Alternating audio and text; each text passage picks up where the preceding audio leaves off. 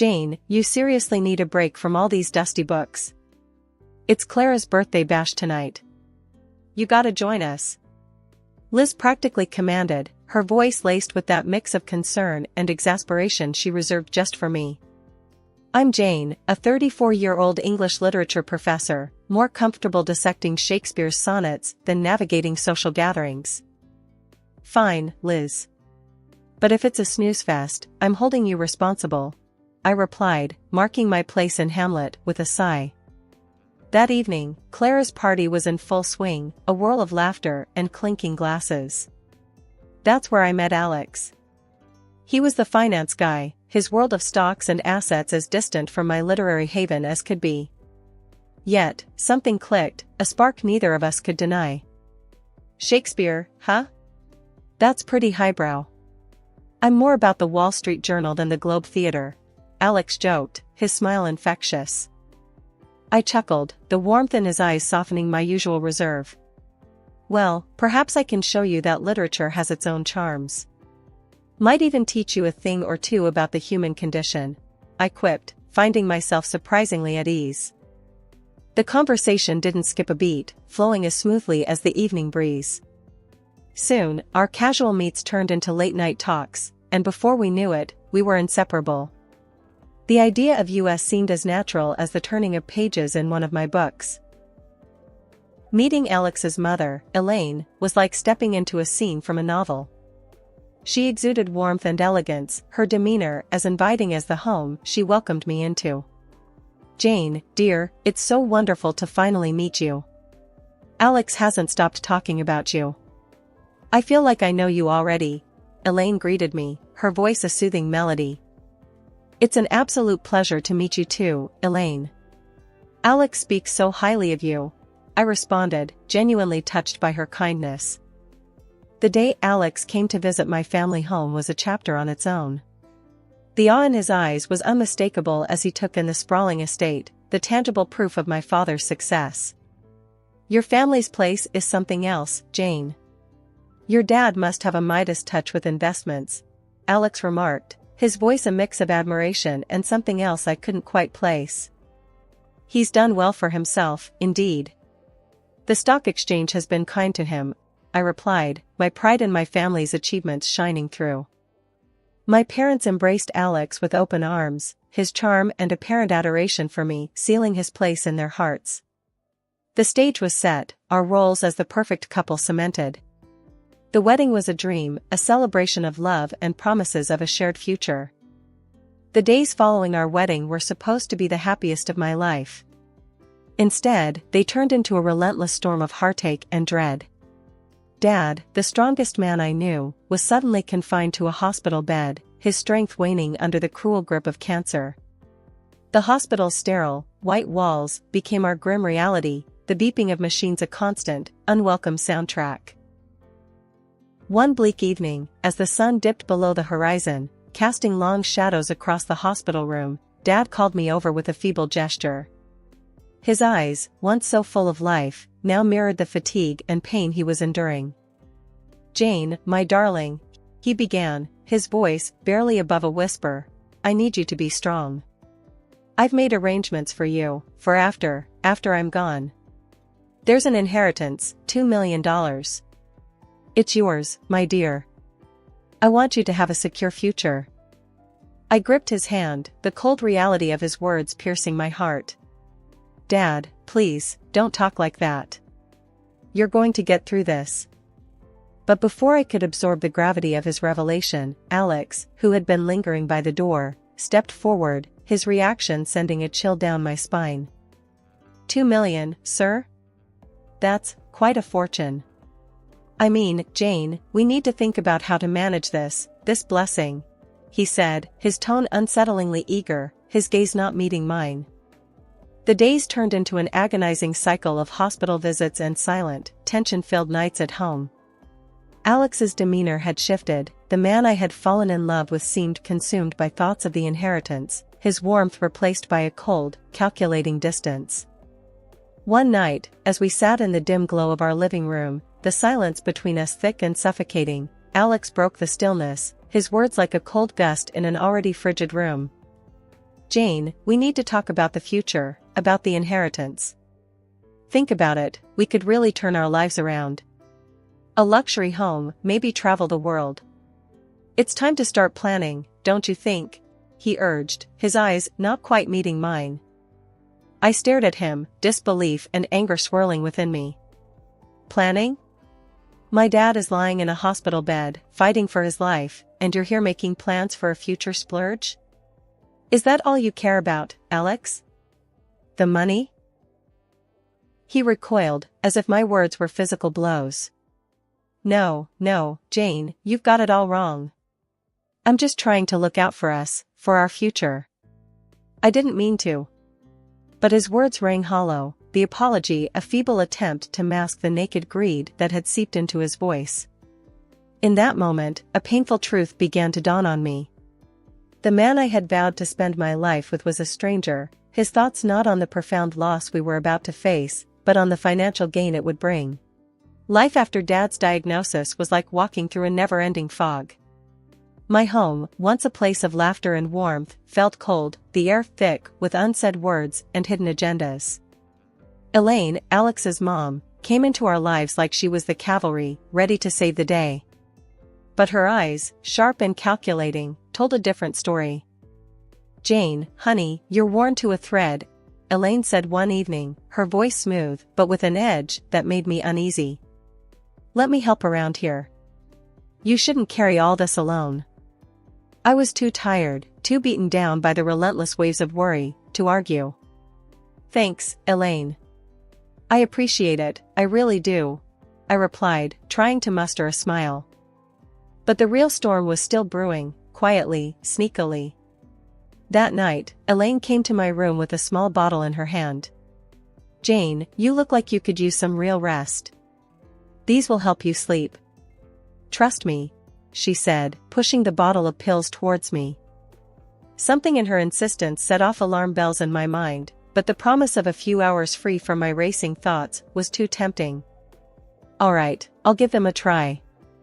Thanks, Elaine, I said, though a part of me was screaming to throw the pills away.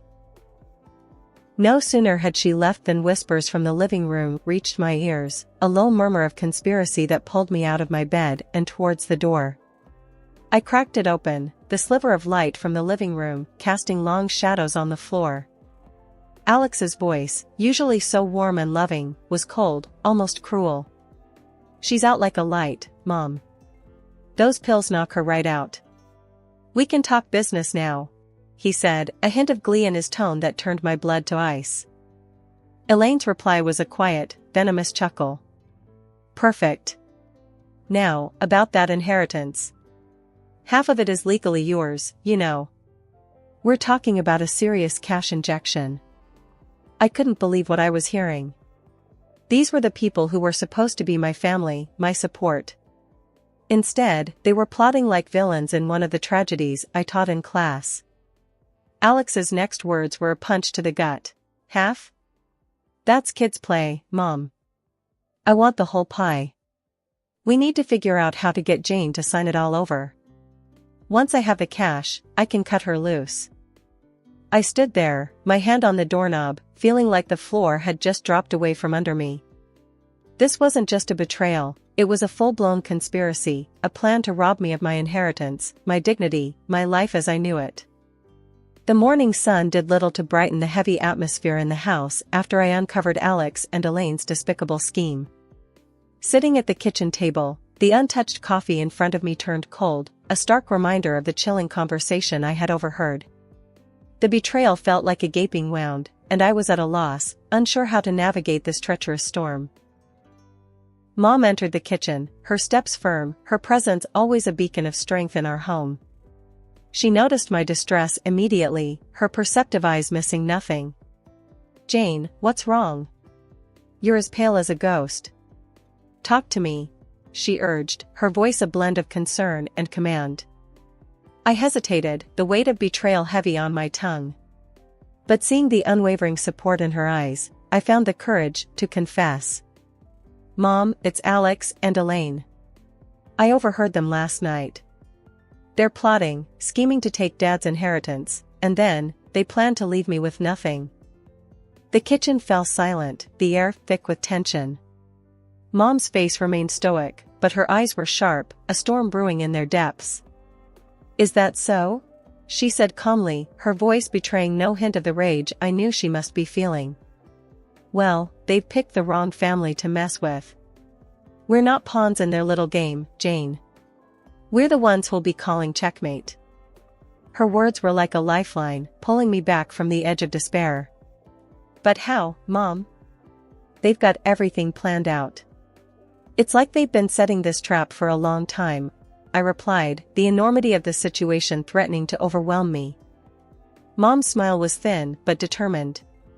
"Planning is one thing, executing is another. They think they're clever, but they're not the only ones who can play this game. We need to be strategic, think 2 steps ahead."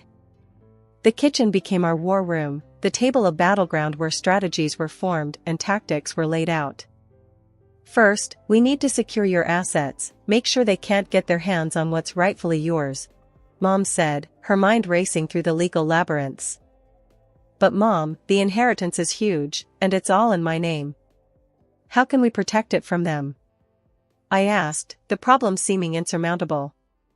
She gave me a look that was both fierce and reassuring. "We'll consult with the best lawyers, set up trusts, do whatever it takes. Your father didn't work his whole life for his legacy to fall into the hands of vultures."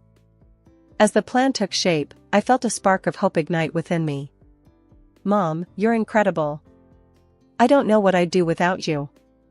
Her hand reached across the table, gripping mine with a strength that bolstered my resolve. "You're your father's daughter, Jane, strong and smart. You'll never have to face anything alone.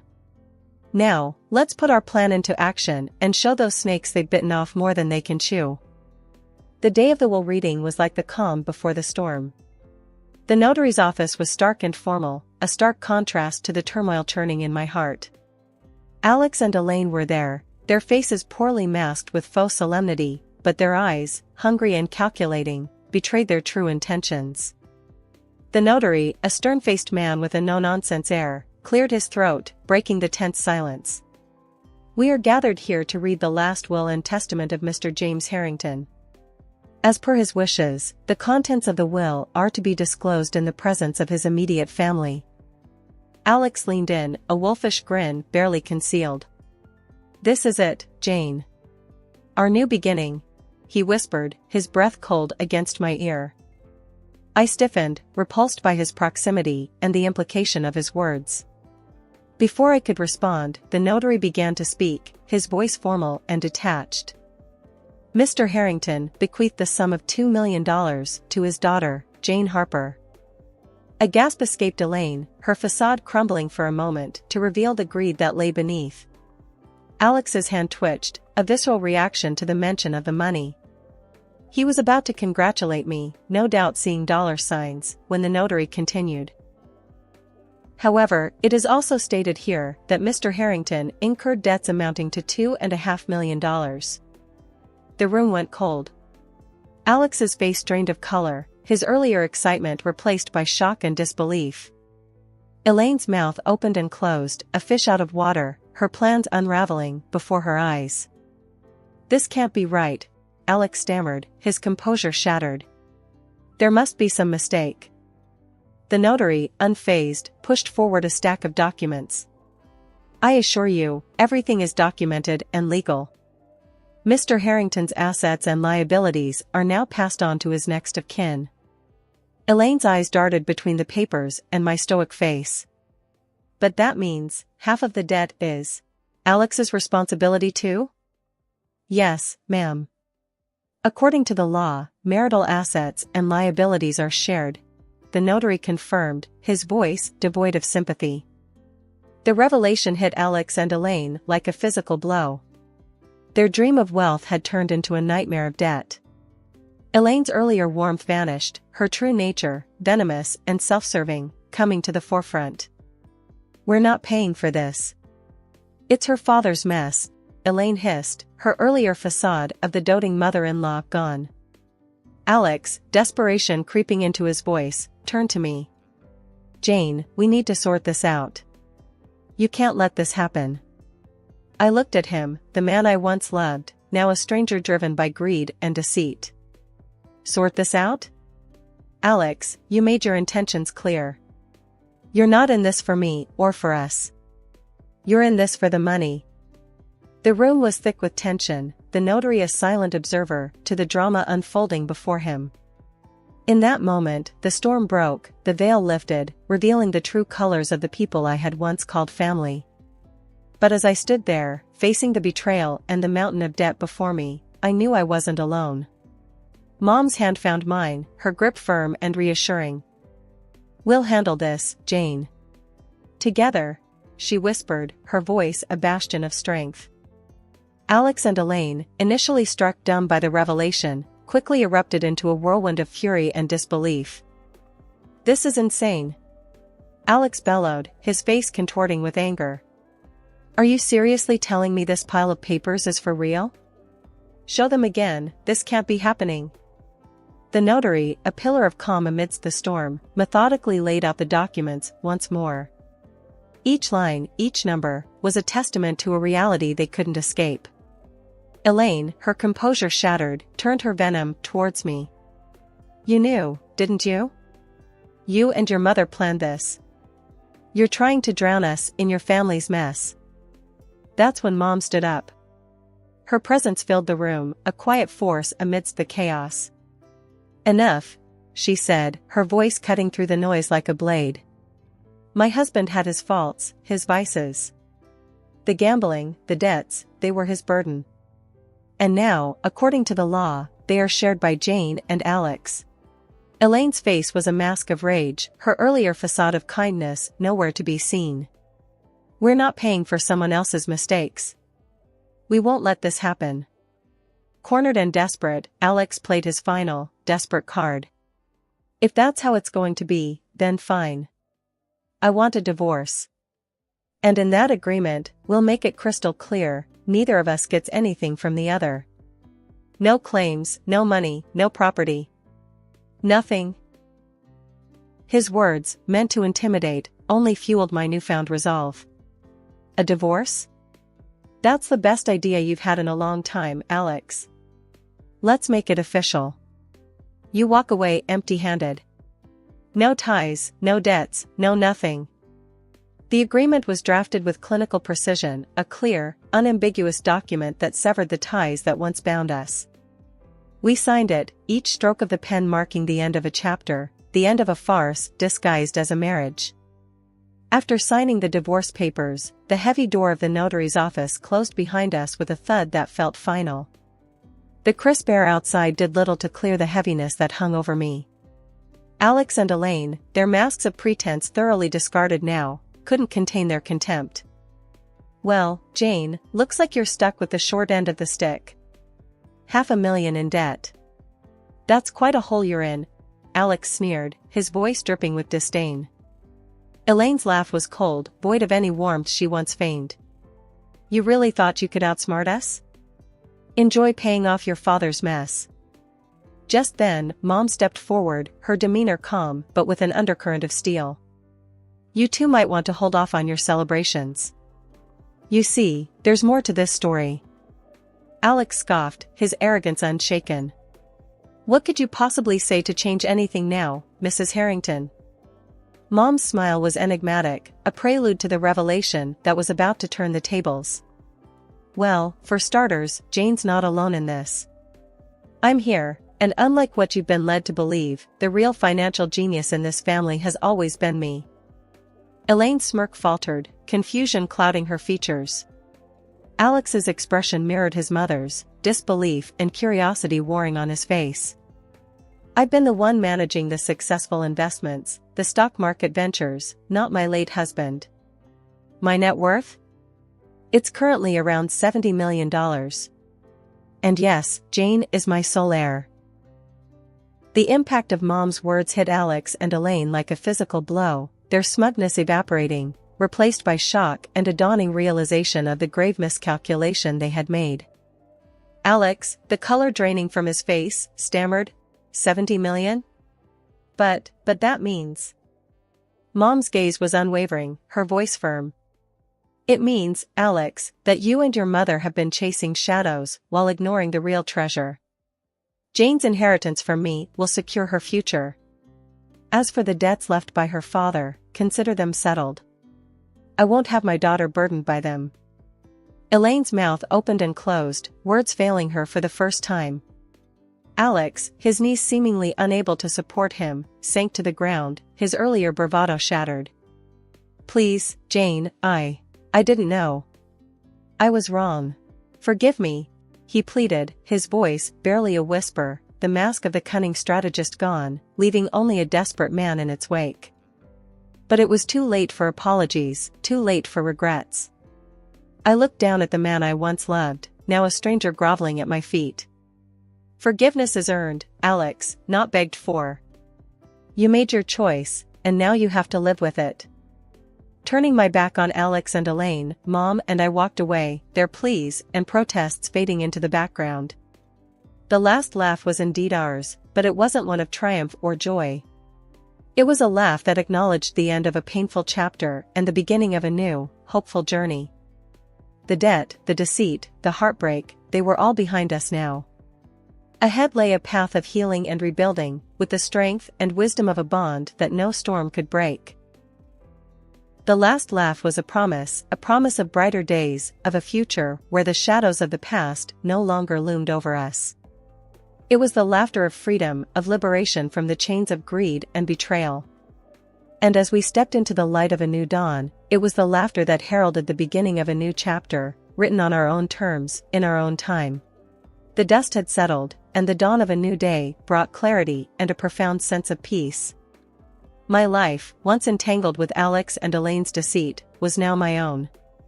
Yet, the echoes of their betrayal hadn't faded completely. Alex, in a last-ditch effort to salvage what he had lost, showed up on my doorstep, his eyes hollow, his stance one of desperation. Jane, please, you have to listen to me. I was wrong, terribly wrong. Can't we just start over, forget all that happened? He pleaded, his voice a mix of regret and fear. I looked at him, the man I once thought I knew, and felt nothing but detachment. Start over? After everything you did? Alex, you don't seem to understand. It's over. There's nothing left to say. Before he could respond, a sharp knock interrupted our standoff. Two men, faces stern and purposeful, stood at my doorstep. Are you Jane Harper? We're here about the debts your husband accrued. He's been borrowing money, making some risky deals, and it's time to settle up. The news didn't shock me as much as it might have before. Alex's capacity for deception seemed boundless. But I was prepared, the pain and betrayal I had endured had forged a resilience I never knew I had. I invited them in, offering a seat but not comfort. I understand this is a difficult situation, but I'm afraid you're knocking on the wrong door. Alex's face went pale, his eyes darting between me and the creditors, the reality of his situation sinking in. I calmly presented the divorce papers, the ink dry but the words echoing the finality of our severed ties. As you can see, we're no longer connected legally. Any debts he incurred are his and his alone. We made it explicitly clear in our divorce agreement, no claims on each other's assets or debts. The creditors scanned the documents, their expressions turning from frustration to understanding. Seems like you've got everything in order, ma'am. We're sorry to bother you. We'll take this up with Mr. Alex Harper directly. As they stood up to leave, Alex reached out, desperation clear in his voice. Jane, please, you can't let them do this. I'm ruined without your help. I looked at him, a man drowning in the consequences of his own greed and deceit. Alex, you made your choices. Now you have to live with them. It's time you faced your own storms. With the closing of the door, the chapter of Alex and Elaine finally ended, their presence in my life nothing more than a harsh lesson learned. The dawn of this new day wasn't just the rising of the sun. It was the rising of a stronger, wiser me, a woman who had weathered the storm and emerged not just intact, but empowered. The tension hung thick in the air as I took my usual seat at the worn oak table, steeling myself for the confrontation I knew was coming. Ronan's cold, distant gaze never wavered as he folded his hands on the scarred tabletop, the setting sun filtering through the kitchen window, casting an eerie glow on his features. "Alara, we need to talk," he began, his voice carefully measured, devoid of any warmth or emotion. My stomach churned with dread, but I remained silent, waiting for the inevitable. I'm leaving you," Ronan said, the words cutting through the oppressive silence like a knife. I stared at him, stunned, as his next words shattered the fragile veneer of our marriage. "I'm in love with someone else. Celeste. She's pregnant, and we're going to start a new life together." The air left my lungs in a rush, and I gripped the edge of the table, knuckles turning white. Ronan, my husband of 10 years, the man I had built a life with, was abandoning me. For her.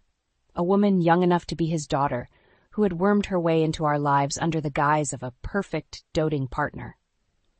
"How could you do this to me?" The words escaped my lips in a hoarse whisper, laced with a mixture of disbelief and anguish. "After everything I've sacrificed for you, for your mother." Ronan's eyes narrowed, a flicker of annoyance crossing his features. "Don't make this about you, Alara. This is about my happiness, something I haven't had in a very long time, thanks to you."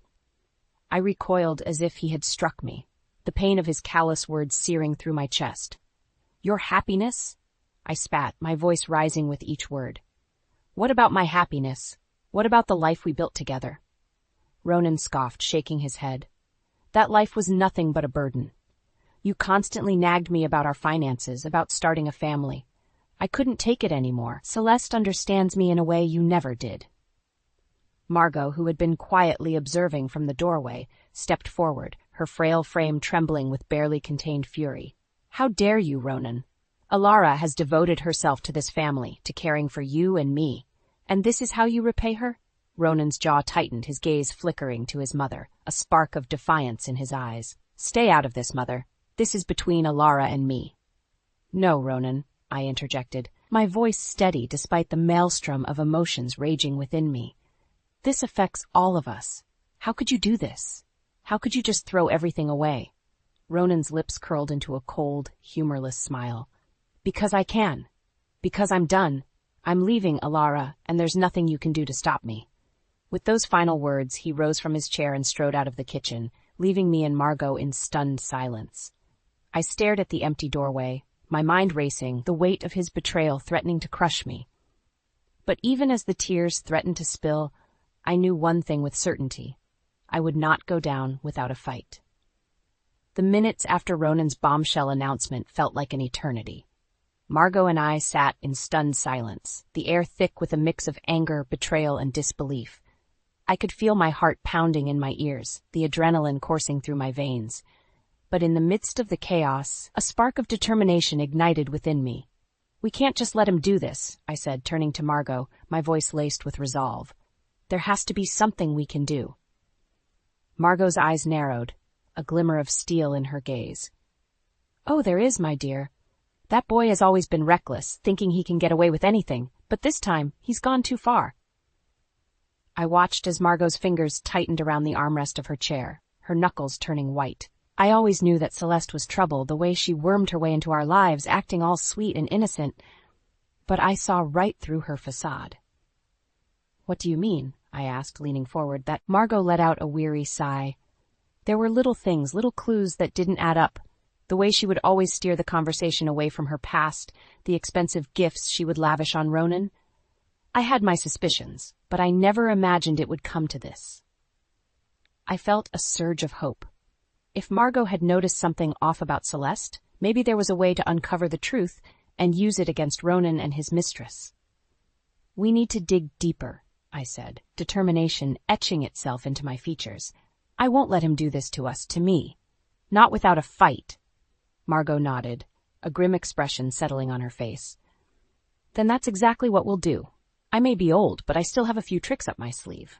Over the next few days, Margot and I set to work, scouring through every piece of information we could find on Celeste. We combed through her social media profiles, her financial records, anything that might give us a clue about her true nature. And then, just as we were about to give up, we stumbled upon a bombshell. "Alara, look at this," Margot said, her voice trembling with a mix of shock and triumph. She thrust a stack of papers into my hands, and as I pored over the documents, I felt my breath catch in my throat. "This can't be real," I whispered, my fingers trembling. She's involved with a criminal organization?" Margot nodded, her lips pressed into a thin line. "It seems our dear Ronan has gotten himself tangled up with some very dangerous people, and if we play our cards right, we can use this to our advantage." I looked up at Margot, a flicker of hope igniting in my chest. "You mean we can get back at them? Make them pay for what they've done?" Margot's lips curled into a grim smile. "Exactly, my dear. And I know just the person who can help us." With that, she reached for the phone, her fingers dancing across the keypad. I watched, a sense of anticipation and trepidation building within me. Whatever happened next, I knew one thing for certain. Ronan and Celeste would not get away with this. Not if I had anything to say about it. The phone call Margot made that day proved to be a turning point in our quest for justice. Within a matter of hours, a well-dressed, nondescript man named Everett arrived at our doorstep, his sharp eyes scanning the room with a calculating gaze. "So you've got a problem with your son-in-law and his girlfriend, Everett said, his deep voice carrying a hint of amusement. "Sounds like you ladies could use a little professional help." Margot wasted no time in laying out the details, her voice laced with barely contained fury. "That scoundrel has betrayed my daughter, drained our savings, and is now running off with some harlot who's involved with a criminal organization. We want him to pay for what he's done." Everett's eyebrows rose slightly, and he turned his gaze to me. "And what about you, Miss Alara? Are you ready to play hardball?" I met his stare with unwavering determination. "I am. Ronan has taken everything from me. My marriage, my financial security, my future. I want him to pay for his deceit, and I want Celeste to go down with him." Everett's lips curled into a slight smile. "Good, then let's get to work." Over the next few weeks, Everett proved to be a formidable ally. With his connections and expertise, he swiftly uncovered the truth about Celeste, her involvement with a notorious criminal syndicate, her elaborate web of lies and manipulation. "This Celeste woman is no ordinary mistress," Everett said, his eyes narrowing as he pored over the documentation. "She's using Ronan as a pawn, siphoning his resources to fund her organization's nefarious activities." Margot let out a harsh laugh.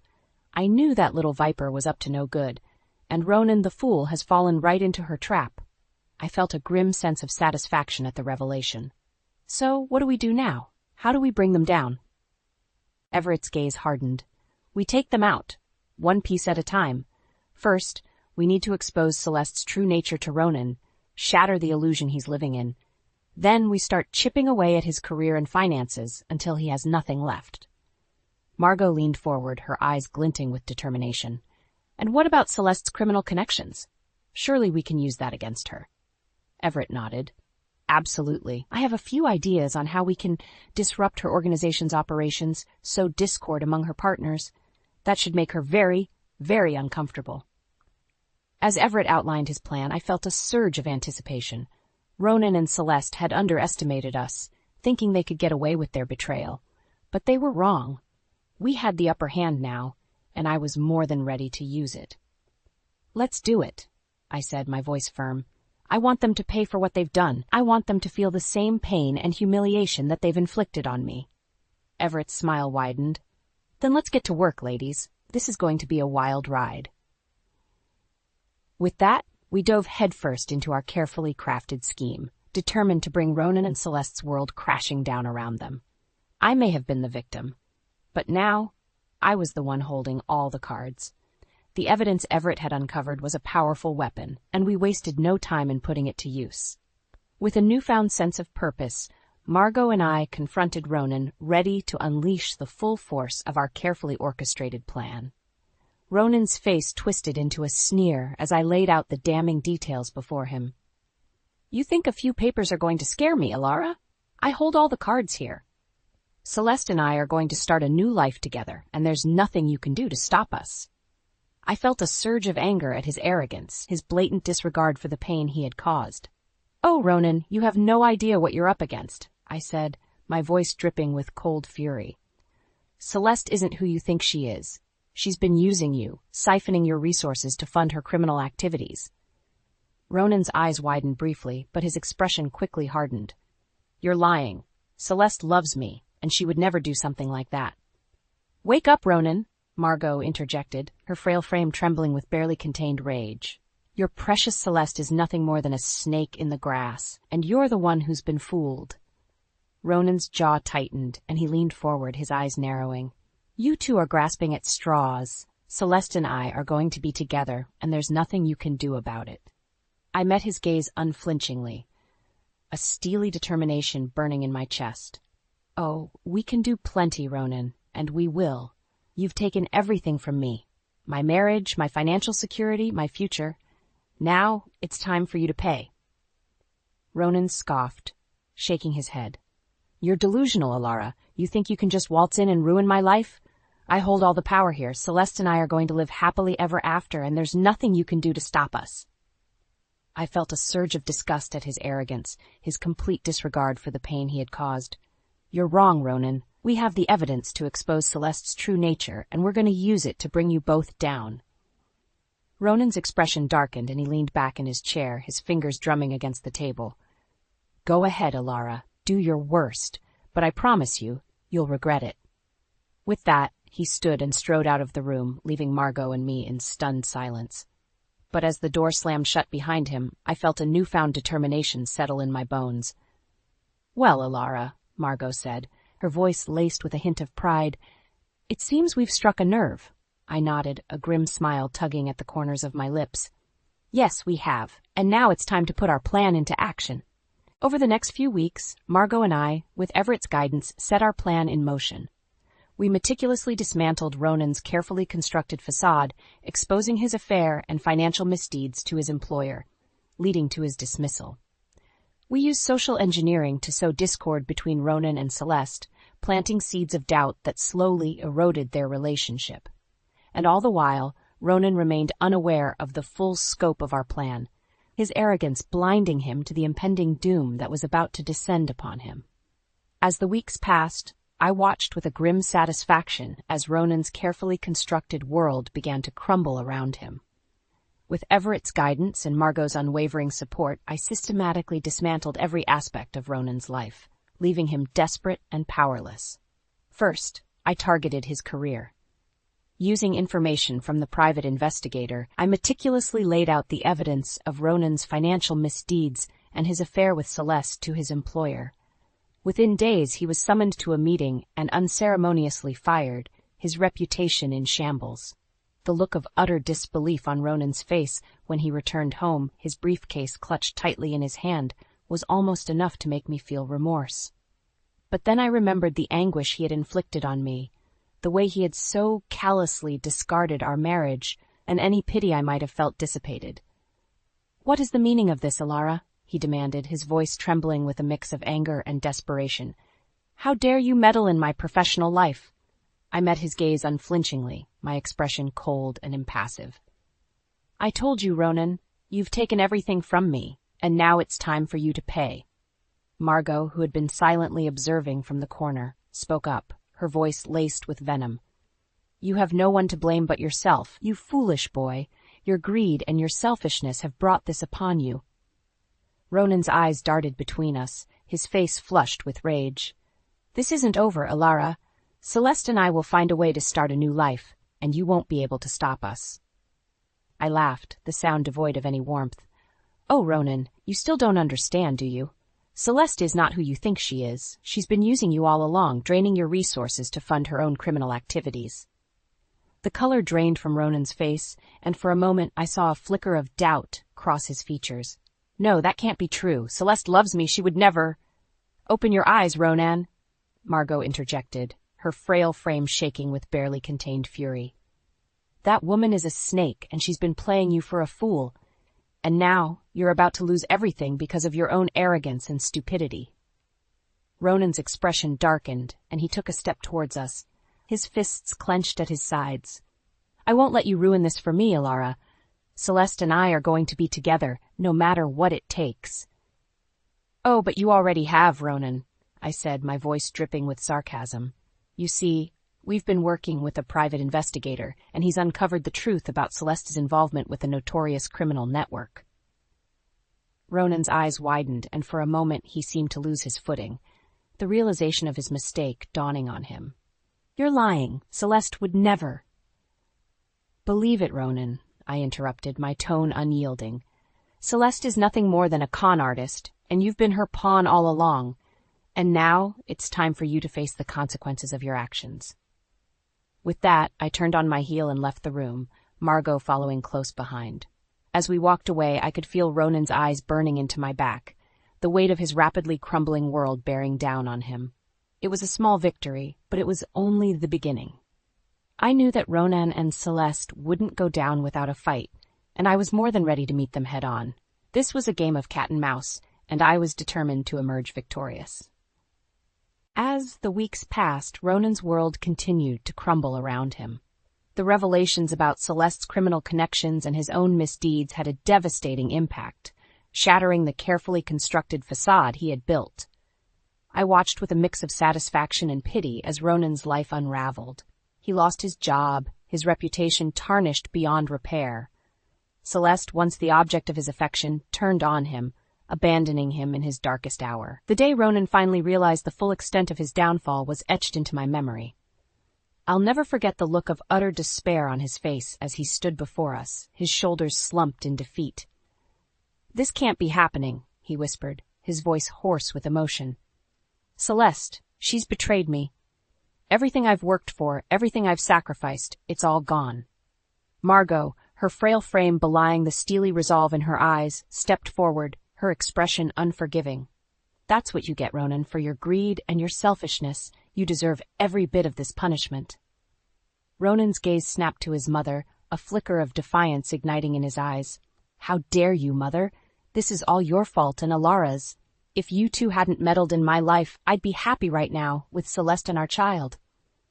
I felt a surge of anger at his words, my hands clenching into fists at my sides.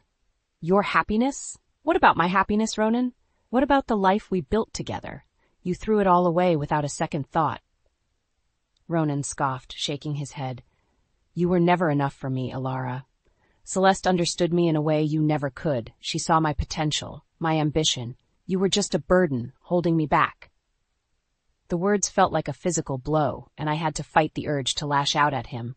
But before I could respond, Margot stepped in, her eyes blazing with righteous fury. "How dare you, you ungrateful boy! Alara has sacrificed everything for this family, for you, and this is how you repay her? With lies and betrayal?" Ronan's expression hardened, and he took a step towards Margot, his voice laced with venom. "Stay out of this, Mother. This is between Alara and me." "No, Ronan," I interjected, my voice steady despite the maelstrom of emotions raging within me. "This affects all of us. Your actions have consequences, and now you're going to face them." Ronan's eyes widened as I produced a small recording device, the display flashing with the timestamp of our previous confrontation. "What is this?" "Insurance," I said, my lips curling into a grim smile. "You see, Ronan, I knew you wouldn't go down without a fight, so I made sure to document everything, including your confession of infidelity and your admission of financial crimes." Ronan's face drained of color, and he took a step back, his hands trembling. You can't do this. That recording is inadmissible, and you have no proof of my wrongdoings." I shook my head, my expression unyielding. "Oh, but we do, Ronan.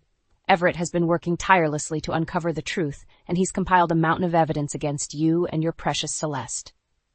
Ronan's eyes darted between Margot and me, his usual bravado crumbling in the face of our unwavering resolve.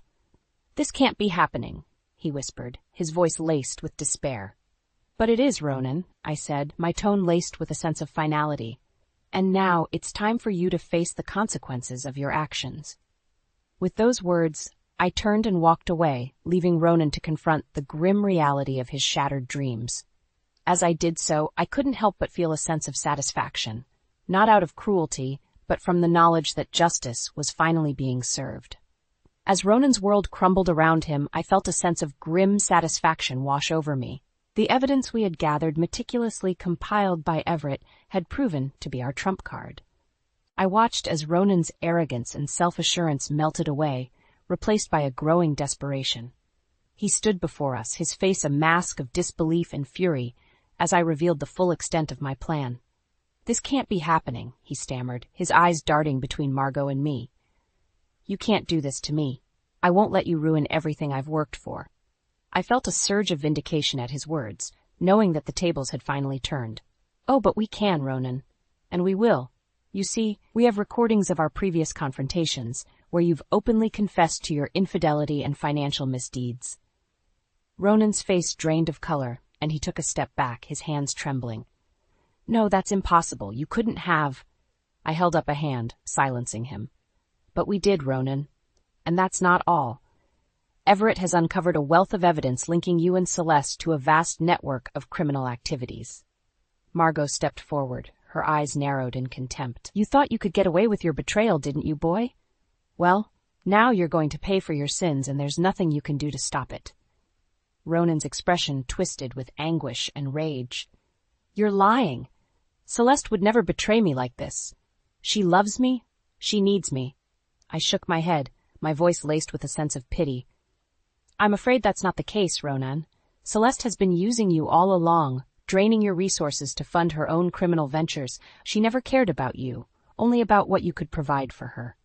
Ronan's knees buckled, and he sank into a nearby chair, his head in his hands. "No, no," he muttered, the words barely audible. "This can't be happening. My life, my future, everything I've worked for."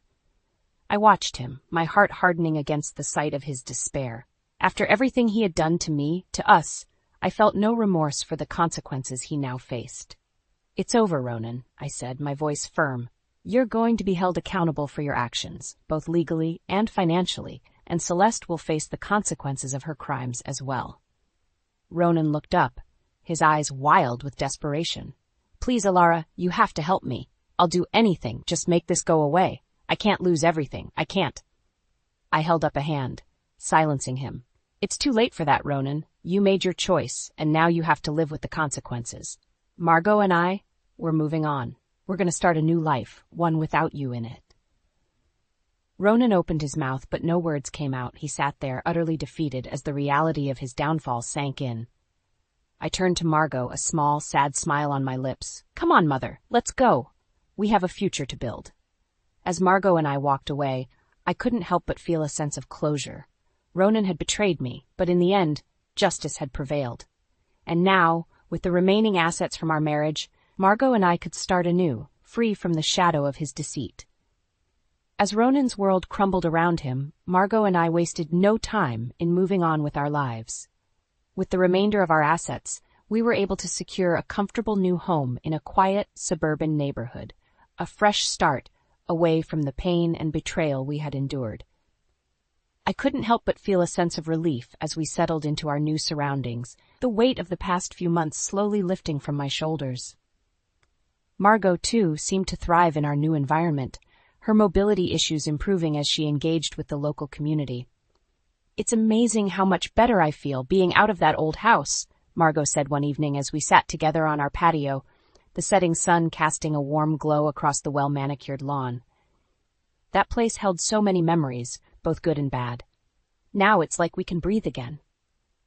I nodded, a small smile tugging at the corners of my lips. "I know what you mean, Mother. It's been a long and difficult journey, but I'm grateful we have this chance to start anew." Margot reached out and squeezed my hand, her eyes shining with a mixture of pride and affection. "And I'm grateful to have you, my dear. You've been through so much, and yet you've come out of it stronger than ever." I felt a surge of emotion at her words, and I blinked back the tears that threatened to fall. "I couldn't have done it without you, Margot. Your support, your unwavering belief in me, it's what kept me going." Margot chuckled, her expression softening. "Nonsense, my dear. You are the one who took charge, who fought back against that despicable son of mine. I may have provided a listening ear and a shoulder to lean on, but you were the one who orchestrated his downfall." I nodded, a sense of pride swelling in my chest. "It wasn't easy, but I knew I had to do it. Ronan took so much from me, from us. I couldn't just let him walk away and start a new life, not after everything he's done." Margot's expression sobered, and she squeezed my hand again. "You're right, Alara. Ronan deserved every bit of what he got, and I'm glad to see that he's finally facing the consequences of his actions." We sat in comfortable silence for a moment, watching as the last rays of the sun dipped below the horizon. It was a peaceful scene, a far cry from the turmoil we had experienced just a few months ago. "You know," I said, breaking the silence, "I think I'm ready to start focusing on my own future again. I've spent so long taking care of others, it's time I started taking care of myself." Margot smiled, her eyes sparkling with a newfound energy. "I couldn't agree more, my dear, and I'm more than happy to lend a hand. After all, we're in this together, now and always." With that, we rose from our seats and headed inside, the warmth of the evening air enveloping us. As I walked through the halls of our new home, I couldn't help but feel a sense of hope and optimism for the future. Ronan's betrayal had shattered my world, but with Margot by my side, I was ready to rebuild it, brick by brick. This was a new chapter, one filled with the promise of redemption and the pursuit of happiness. And as I looked to the road ahead, I knew that whatever challenges lay in wait, I was more than ready to face them head on.